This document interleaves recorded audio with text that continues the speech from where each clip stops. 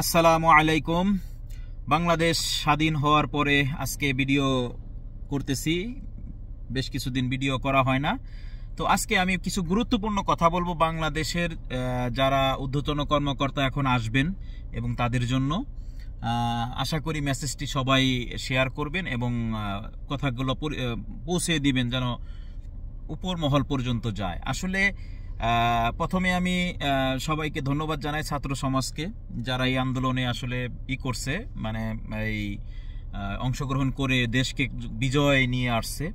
তো সেই সাথে সাথে আমার কিছু কথা, সেটা হলো আমাদের প্রবাসীরাও কিন্তু অনেক এখানে অনেক জুলুমের শিকার হচ্ছে। আমি আশা করব যারা সরকার প্রধান আসবেন, যারা আসবেন, আমার এই ছোট্ট কথাগুলো এত দূর যাবে না, তারপরও আমি আশা করি বলবো ওইগুলা। কারণ হলো এখানে যারা 57 জন আটকা পড়ে আছে, আমি আশাবাদী আপনারা অবশ্যই দুবাই এবং সৌদি বা যেখানে যারা বিপদে পড়েছে এই আন্দোলনের ক্ষেত্রে, তাদের কাছে আপনারা ঊর্ধ্বতন কর্মকর্তা যারা আছেন তারা এই দেশের গভর্নমেন্টের সাথে আলোচনা করে যদি তাদেরকে কোনোভাবে মাফ করানো যায়, কোনোভাবে তাদেরকে ছাড়িয়ে আনা যায়, সেটা হবে সবার প্রথম।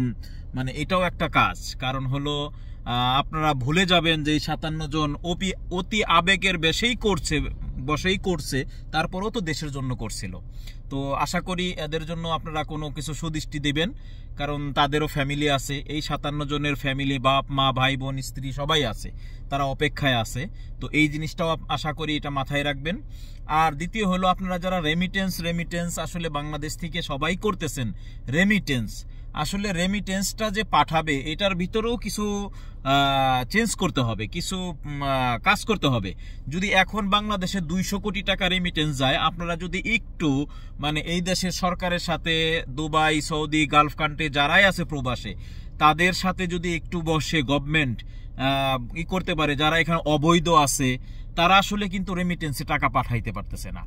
যতই আপনি রেমিটেন্স বলেন আর যতই দেশপ্রেম থাকুক, তারা কিন্তু হুন্ডির সহযোগিতা নিতেই হচ্ছে, বিকাশের সহযোগিতা নিতেই হচ্ছে, কারণ তাদের আইডি ভ্যালিড নাই, যার কারণে তারা পাঠাইতে পারতেছে না। তো যাই হোক, এই জিনিসগুলো হলো আগে খেয়াল করতে হবে। দেশের সরকার প্রধান যারা আছেন, যারা আরব আমিরাতের, সৌদি আরবের, যাদের সাথে যে আমরা বাংলাদেশি ভাইরা যারা অবৈধভাবে আছে, তাদেরকে কিভাবে বৈধ করা যায়, কোন সুযোগ করা যায়, কিভাবে সিস্টেমে আনা যায়, এই সুযোগগুলো যদি করা যায়। আপনি এখন খেয়াল রাখবেন, এই দুবাইতে যদি মোটামুটি 1 লক্ষ লোক থেকে থাকে, আমি জানি না একজাক্টলি কত আছে, সাপোজ 1 লক্ষ লোক যদি থেকে থাকে, সেই ক্ষেত্রে মিনিমাম 20 থেকে 30 হাজার আছে অবৈধ। কেন? ভিজিট ভিসায় এসে তারা সবাই অবৈধ হয়ে গেছে, কিন্তু কাজ কেউ না কেউ করতেছে, কেউ করতে পারতেছে না, কারো কাজ নাই। কিন্তু আলহামদুলিল্লাহ যে আগামী 1 সেপ্টেম্বর থেকে একটি দুবাই সরকার খুব ভালো ঘোষণা দিছে, সাধারণ ক্ষমার ঘোষণা করেছে। তো আশা করি এখানে অনেক বেনিফিট আমাদের বাংলাদেশিরা পাবে। তো তারপরও আমি বলবো, আমাদের দেশের যারা সরকার প্রধান হবেন, নতুন সরকার হবেন, তাদেরকে এই দেশের সরকারদের সাথে যেন সুসম্পর্ক বজায় রেখে এই যে রেমিটেন্স যোদ্ধারা যারা করতেছে, তাদের যে ধরনের সুযোগ সুবিধা দেওয়া দরকার অবশ্যই তারা দিবেন, এবং তাদের সাথে আলোচনা করে কিভাবে বৈধ পথে টাকা নেওয়া যায় সেটাও অবশ্যই আপনারা খেয়াল রাখবেন। কারণ হুন্ডি আর বৈধ পথের সাথে কিছু না কিছু ডিফারেন্স থাকে, ব্যাংক চার্জ থাকে বিভিন্ন। দেখি আমরা আমাদের বাংলাদেশিদের জন্য খুব কম হয় এটা নর্মালি, অন্যান্য দেশে টাকা ট্রান্সফার ফ্রি, পাকিস্তানের জন্য টাকা ট্রান্সফার ফ্রি, ইন্ডিয়ার জন্য এইগুলো বিভিন্ন রকমের এক্সচেঞ্জের সুযোগ সুবিধা থাকে। হয়তো আমি কথাগুলো গুছায় বলতে পারতেছি না, আশা করি আপনারা বুঝতে পারতেছেন কষ্ট হলেও। তো এই হলো কিছু বিষয়। ভিসা সংক্রান্ত তো কিছু সমস্যা আছে, জটিলতা আছে, এগুলোও ব্যাপারে আলোচনা হবে আশা করি।